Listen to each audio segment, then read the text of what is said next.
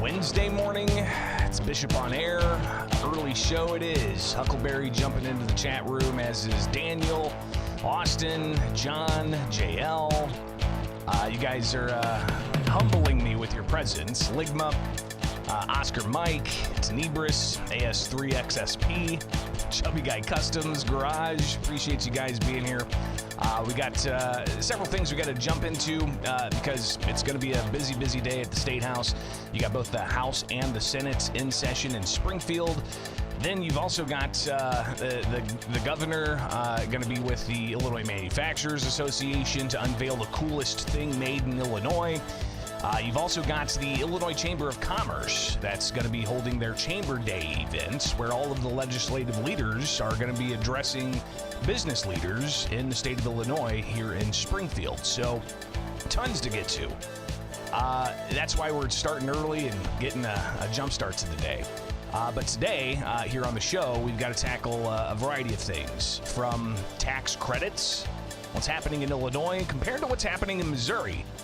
We'll also discuss the latest in litigation of the issue of guns, and also we'll have to talk about that grocery tax, because the back and forth on that continues. So stay tuned. Plenty to get to here with Bishop on Air. Appreciate you guys being here. Like, subscribe, and hit that notification bell, all right? Brief breather. There you go. Brief breather, and then we'll jump right into it, all right? Live to tape here on a Wednesday morning with Bishop on Air.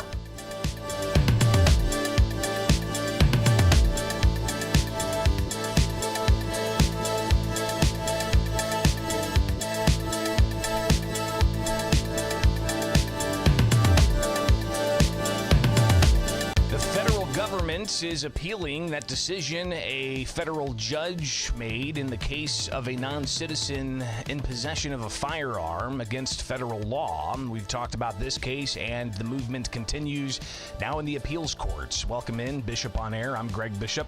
Like, subscribe, hit that notification bell, and join me each and every weekday morning as we break down a variety of different things impacting Illinois in particular. So let's jump right on into this. We had, of course, the case of the United States of America versus Herberto Cabral Flores, who was a non-citizen in the country illegally. And I believe this case started back in 2022, where this individual was caught with a firearm as an undocumented illegal alien and was charged, went to court. His attorneys argued that that particular charge was unconstitutional because it violated the Second Amendment. Well, you had a judge in that case, Judge Sharon Johnson Coleman, in the Northern District of Illinois, who sided with Flores in this case, saying that the Second Amendment allows for illegal aliens to be in possession of firearms for self-defense. So that case, of course, was decided March 8th by that district judge in the Northern District of Illinois. And now we have the latest filing in the Seventh Circuit Court of Appeals, where you've got the filing here having the notice of appeal given the United States of America appeals of the United States Court of the Seventh Circuit for the court's order dated on March 8th, granting defendant's motion to dismiss the indictment, which was entered on the docket March 8th of 2024. So here you've got this filing that's ultimately announcing an appeal. And it goes into just a little bit of the background here. You've got the attorneys stating their case. The United States of America, pursuant to Circuit Court rule, hereby submits the following docketed statement that ultimately spells out that the defendant in this case, Flores, was charged in a one-count indictment with unlawful possession of a firearm by an alien illegally and unlawfully in the United States. The legal term there, alien illegally and unlawfully in the United States. This is the Biden administration, by the way, making these statements in legal filings. All right, so the Biden administration with the Department of Justice is the one that's ultimately filing this appeal, and again saying that Flores was here illegally as an illegal alien. And ultimately charged with this one count. Defendant moved to dismiss that indictment, and of course on March 8th, the court granted that motion to dismiss. The United States has timely filed its notice of appeal on April 4th, so this was last week, within 30 days after the entry of granting the defendant's motion to dismiss. The district court's order being appealed was entered on the district court docket March 8th. So again, get just a little overview here. And the filing goes on to include that ruling where the district level judge ultimately said that, the NYSERPA v. Bruin led to this idea that the Second Amendment has a much higher threshold for the government to impose restrictions on, and therefore a undocumented individual has the ability to possess a firearm for protection. This sparked all kinds of debate, especially in the Second Amendment community about, well, does the Second Amendment cover citizens or does it also cover non-citizens? Is it an inalienable right only afforded to citizens of the United States, or is it for all people in the country? So you've got that side that's arguing, but you've also got others saying, well, if this is the case, that an undocumented resident can have a firearm, and the Second Amendment allows for that, and laws that prohibit individuals from having such firearms are unconstitutional. Well, the FOID card has a provision, Illinois' Firearm Owner Identification Card has a provision in it that you have to attest that you are a legal citizen, not an alien.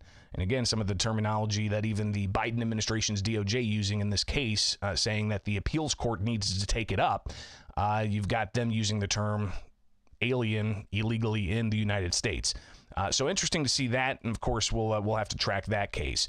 But other developments in the Southern District of Illinois, where you've got tomorrow being a status hearing moving forward on the merits of challenging the state's gun ban.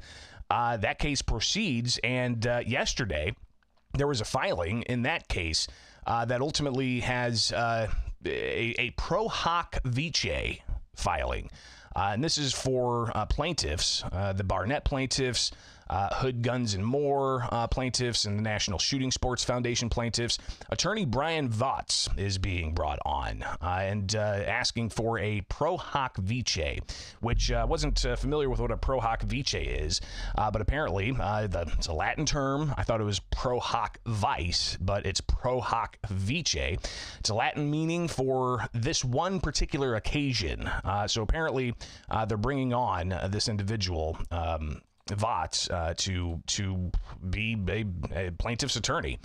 Who is James Votz? Well, if you look up on the internet, you'll find a listing here. James Votz practices a variety of different industries, including chemical, large industrial machinery, and firearms industries, and has earned a reputation for trying and winning cases in federal and state trials and appellate courts across the country. So they're bringing on an attorney here to represent some of the plaintiffs in that particular case in the Southern District as they prepare to go into a status hearing tomorrow.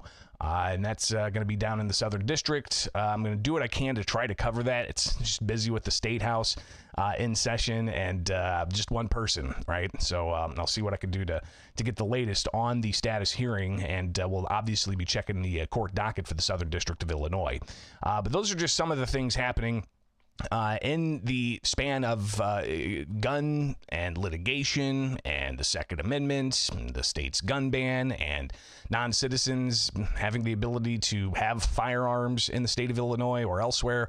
And we're tracking both of those things. But other cases, of course, we've got to find out the latest in Chicago's lawsuit against Glock, because that federal lawsuit that's going after the law Chicago's using against Glock, that case still is on the docket and moving forward. And even the plaintiffs in that case challenging the state of Illinois' firearm industry liability law, they are pointing to the Chicago lawsuit against Glock, saying, hey, this is why this case is important. We got to move on this.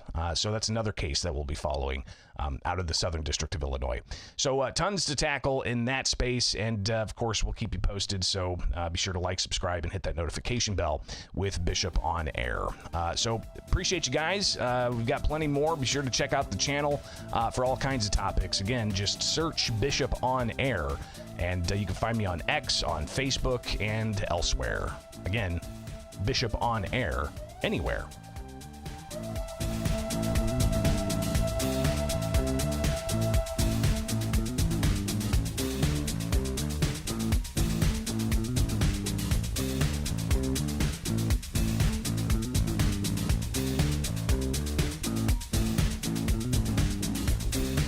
Well, we intend to provide in the legislation that will be brought up in the General Assembly the ability for communities to reimpose that tax if they want to. I would not suggest it. I think that it is not proper to be taxing food.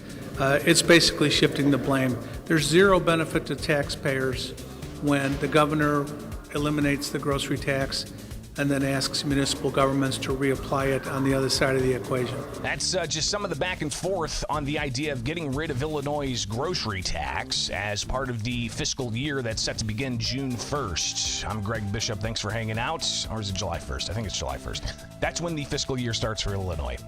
So the governor proposed eliminating the grocery tax. It's only 1%, and he wanted to make that permanent.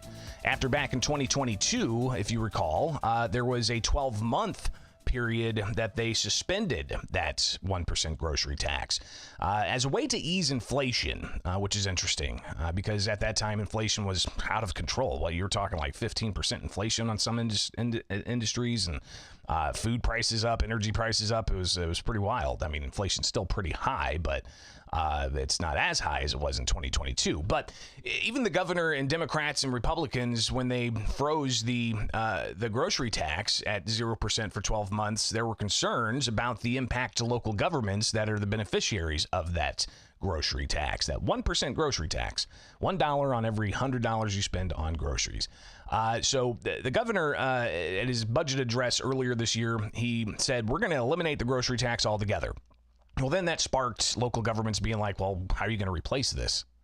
It's like $375 million or something. That's going to be a hit to local governments. How are you going to replace this? And Republicans have been saying, well, there's a plan to allow for them to get more of the local government distributive fund, which we're getting into the weeds here, so bear with me. The LGDF is the fund that was ultimately set up to ensure that local governments don't impose their own income tax. So when Illinois was, right now I think it's a little over 6% or so they get, not that full 10% of the income tax going to local governments. So Republicans are saying, hey, give the local communities their share of the local government distributive fund, and that'll help cancel the loss from the getting rid of the grocery tax. Well, Governor J.B. Pritzker yesterday, he was talking about the new program he has dealing with food insecurity in some places and having a taxpayer subsidized program to prop up grocery stores. And he was in Chicago at a co-op talking about this and responding to some reporters' questions about the viability of these taxpayer subsidized grocery programs to prop up grocery stores in so-called food deserts. Recognize that it's hard to start a business, and even with a little help up front, sometimes it's an equity investor. In this case, it can be an equity investor and the state. It can be loans from local government. So it's hard to build a small business. We should all recognize and support small businesses. As a result, we want them to succeed. Second, I do think that that an important role that government can play is to monitor the success of these initiatives, make sure that we're not feeding into a losing proposition for the state and its taxpayers. So it isn't the job of the state to continually support something that doesn't work. But let me point out that this has worked in other parts of the country. In fact, my team traveled the country to see where this has succeeded and what kinds of programs have helped them succeed in places like Kansas, just to give an example. And we're replicating something that's already successful. So we expect that, of course, there are going to be circumstances where some of these won't make it. But we also recognize that this program has been successful when it follows a certain set of guidelines, and that's what we've set up for this pilot program. And we're extending the pilot program, and we'll watch it, and if it isn't working, we'll probably pull back. When it does work, I think we'll probably go all in. So the governor's already had this grocery store initiative. He's expanding it with the announcement yesterday. Essentially saying that they're going to have even more tax dollars. So I think altogether right now it's up to $20 million for this program. I connected with Republican State Senator Don DeWitt out of St. Charles and asked him about his thoughts on taxpayers subsidizing grocery stores. Well, I think there are some areas within the state, particularly in the inner city, as well as some areas downstate, that I think the initiative to kind of alleviate these grocery deserts, if you will, probably have some merit. They need some help in some areas that are particularly tough to make financial investments in, economic investments in. I think the grocery desert initiative is probably a good measure, and it affects the entire state. So back to the governor. Yesterday, he was asked more about the grocery tax initiative, but he was also asked about the well, not the grocery tax, the grocery subsidy initiative. But he was also asked about the grocery tax as well. But the governor ultimately, the question here that he addresses was, is this to help offset the increased cost of goods? Going to the grocery store, it's getting more expensive. Have you seen the price of eggs lately? Well, the price of bacon and just all the other goods at grocery stores. Here's the governor talking about the subsidy program for grocers and food deserts, and it's not meant to alleviate the cost of groceries. Program in the state of Illinois where we have farmers who are providing their goods directly to these stores.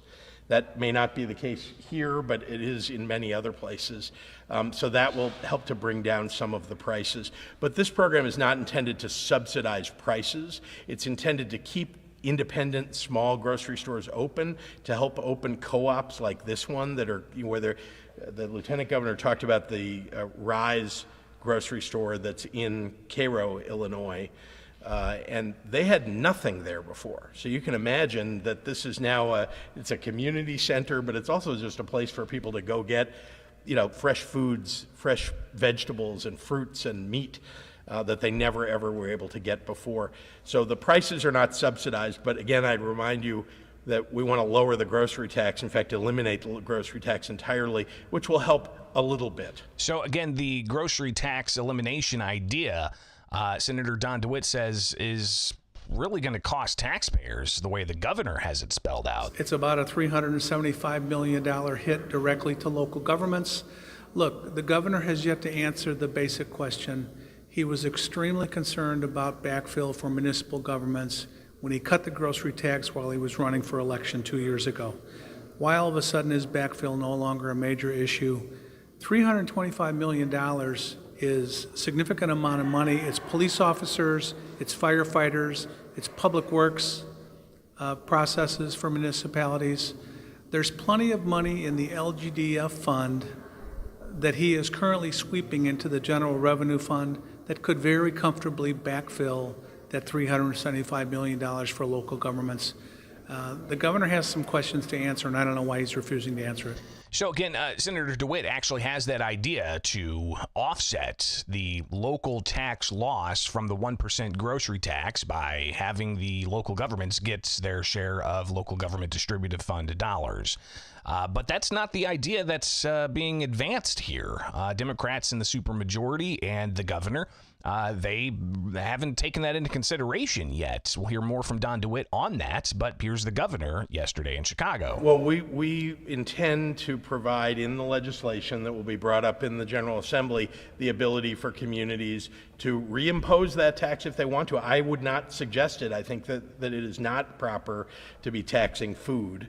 That there are other things that they can do to pay for the goods, services that they're providing in those communities.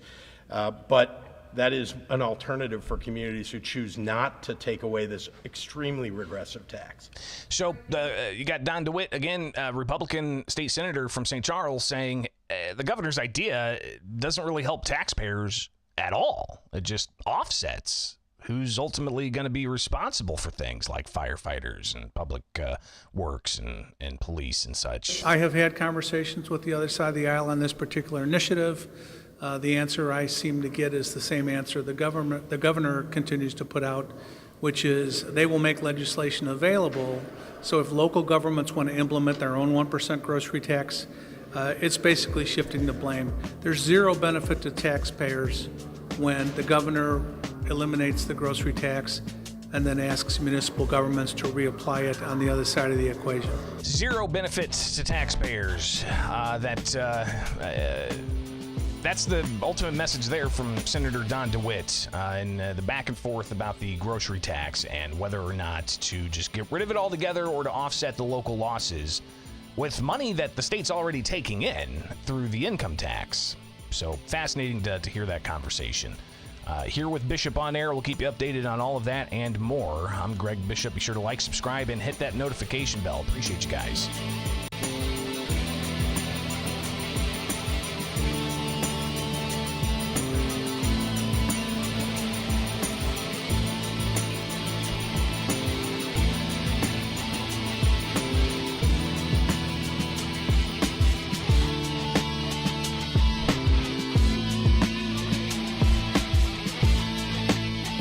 I got to get out of here. I was going to do another segment about Missouri looking to phase out the corporate income tax while Illinois is looking to stack up income tax credits. So we'll have to save that for another day because it's kind of fascinating to see a compare and contrast between the two states. But I got to get out of here, guys. Have yourselves a wonderful rest of the day. We'll be back at it tomorrow with Bishop on Air. All right, we'll see you then.